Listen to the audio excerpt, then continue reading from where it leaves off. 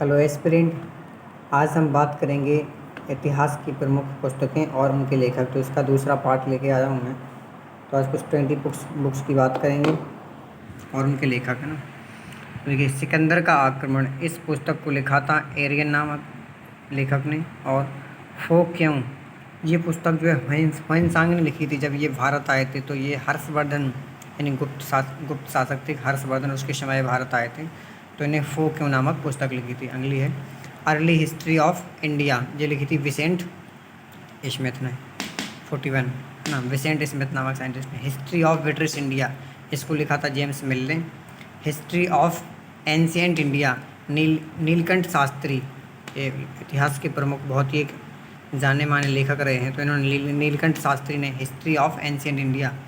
History of south India, Neelkanth Shastri द्वारा ये दोनों पुस्तकें लिखी गई थी। अगली है इंडिया फ्यूडलिज्म, इसको लिखा था रामशरण शर्मा। अगली हरिवंश, इसकी रचना की थी जिनसेन ने। और नीति शास्त्र की रचना की थी कामंतक ने। अगली पंचतंत्र, इसकी रचना की थी विष्णु शास्त्र ने।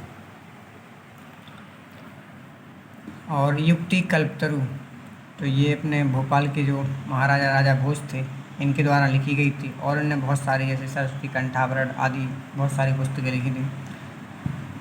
मानसोल्लास, ये सोमेश्वर के द्वारा लिखी गई थी। अष्टाध्यायी, ये बहुत ही पेपर में अक्सर पूछी जाती है, इसको पाणिनि के द्वारा लिखा गया था। रसमाला, ये सोमेश्वर ने।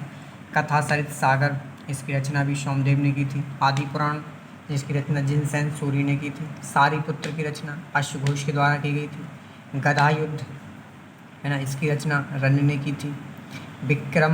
विक्रमार्जुन विजय, इसकी रचना पंपा ने की थी। और लास्ट है नाट्यशास्त्र, इसकी रचना भरत मुनि ने की थी।